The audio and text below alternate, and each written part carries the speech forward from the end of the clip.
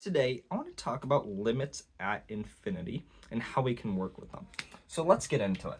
So let's say we're asked to find the limit as x approaches infinity of 3x squared minus 2 over 4x squared plus 3x minus 7.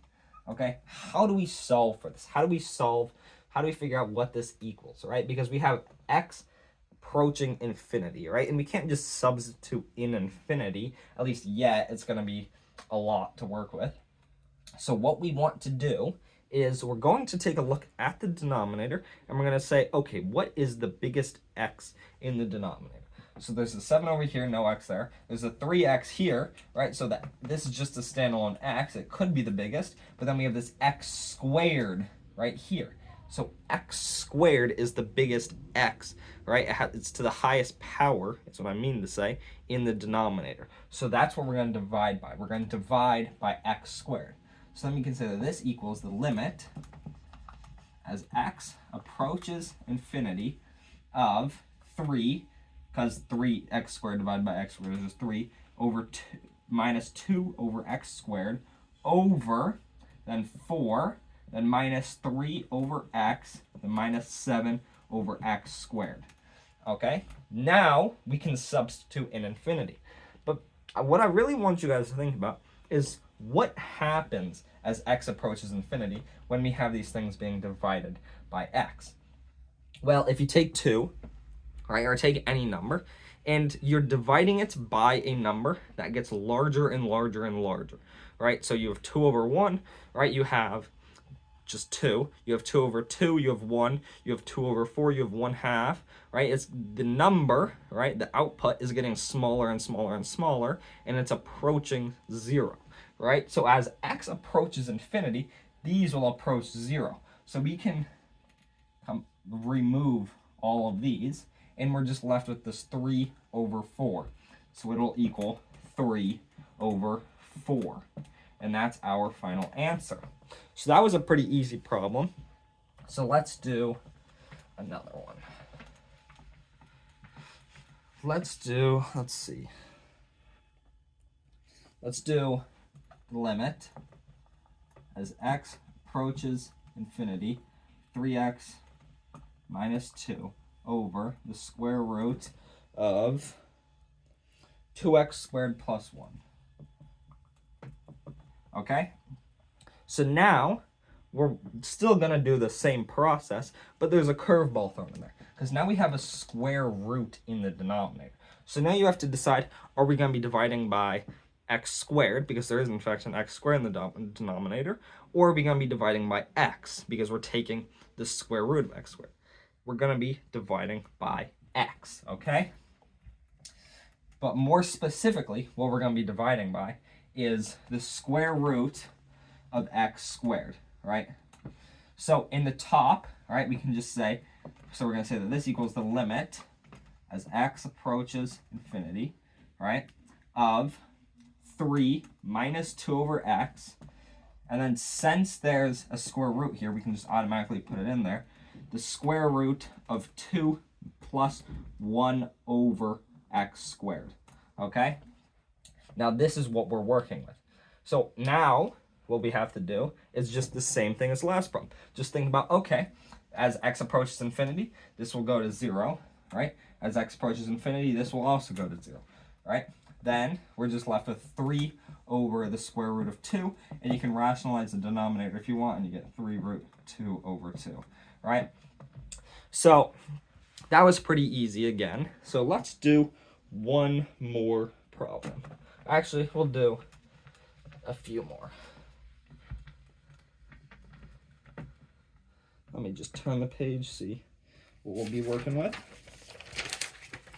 So yeah, here we go. This is a good one. So we'll do the limit as x approaches infinity of, okay, x minus the square root of x squared plus 16. Right? So now we just have to think about, okay, well, what happens if we just directly put in infinity, right? Yeah, let me put parentheses around this. If we directly put in infinity, right, we're going to get the square root of x squared, right, which is x. And 16, when we're just working with infinity, 16 is so small, we're just going to completely discount it. So let's pretend that the 16 is not there, right? So let me just write it down here. We have x minus x, right, or the square root of x squared, right, which is x minus x, right? And if we just substitute in x approaches infinity, we get infinity minus infinity. Well, infinity minus infinity is not 0, right? We can't work like that. So what we're going to have to do is we're going to have to say that this equals, what we're going to do is we're going to rationalize the numerator, right? So we can say this equals the limit as x approaches infinity of, so we multiply it by, here, hold on, x minus the square root of x squared plus 16 over 1. And we're going to multiply this entire thing by x plus the square root of x squared plus 16 over x plus square root x squared plus 16, right? We're going to multiply by the conjugate of the numerator, right? So we end up with, so this equals the limit as x approaches infinity of a squared minus a minus b times a plus b, right, equals a squared minus b squared. So we have x squared, right, minus, and then this whole thing squared, since it's under a square root, it'll be just the same thing, plus 16, right? Then it'll be over this. So x plus square root x squared plus 16, right? Then we can remove both of these, right?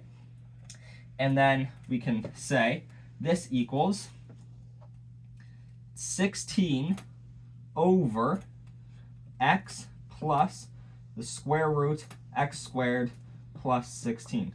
Like I said before, since we're working with infinity, which is so big, or as x approaches infinity, it'll get so big, 16 is not going to matter. So once again, we can discount in 16, and we're going to end up with x. So this will be equal the limit as x approaches infinity of 16 over x plus x, right? Now this is what we have here. And x plus x, that'll be infinity, right? Infinity plus infinity equals infinity. So we have 16 over infinity. Now 16 over infinity equals 0. So the answer was in fact 0, but we can't do infinity minus infinity equals 0, right? We still have to do it like this. So now let's move on to another way of looking at infinity. Right? We're not going to be approaching infinity. This time we're going to approach 0.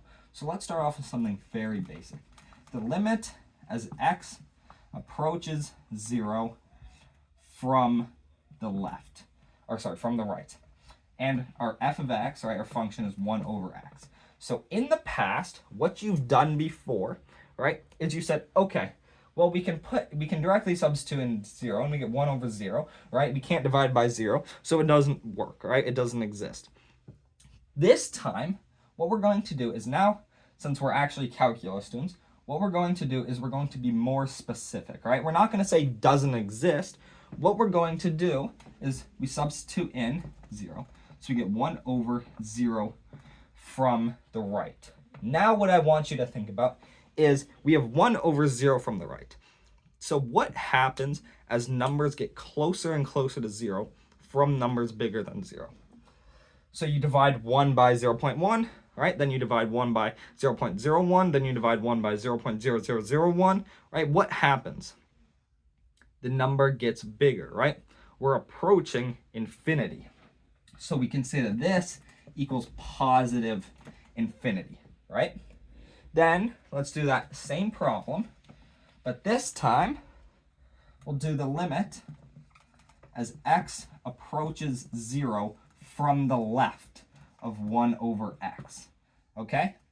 So once again, let's substitute in 0. So we have 1 over 0 from the left, right? And now what happens as we approach 0 from numbers smaller than 0, right? We have 1 over negative 0.1, then 1 over negative 0.01, then 1 over negative 0.0001, right? What happens?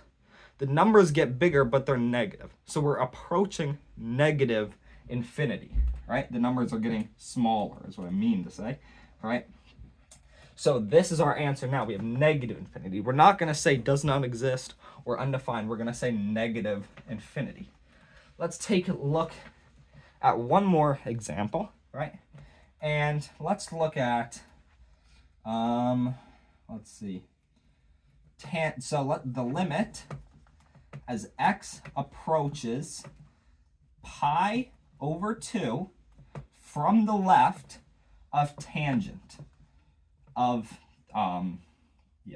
x. Sorry, my bad. So what can we say that this will equal? Well, this equals the limit as x approaches pi over 2 from the left of sine x over cosine x, right? That now we can do direct substitution. So we'll see, okay. Well, what is sine x of pi over 2? Sine x, well, what is sine of pi over 2? Sine of pi over 2 is 1, right? So we get 1 over. But now, what is cosine of pi over 2? Cosine of pi over 2 is 0. So we get 1 over 0. But we're approaching pi over 2 from the left. So we can say from the left. Now, once again, we have that same thing from before, and we're going to say that this equals negative infinity. Now, mind you, a question you might have is if we can do this, can we define a limit as x approaches 0? Not from either side. And no, we can't. Because if we do it from the left, if we do it from the right, say we did it from the right, we would end up with positive infinity, right? And mind you, for a limit to exist, both side limits have to approach the same number. So we still cannot define what it would be if it was just 0 for something like this, right? But we can define it from one side. Thank you for watching my video. Let me know if you found it helpful, if I said anything wrong, or if you have anything additional to add. Comment it below. Have a great day.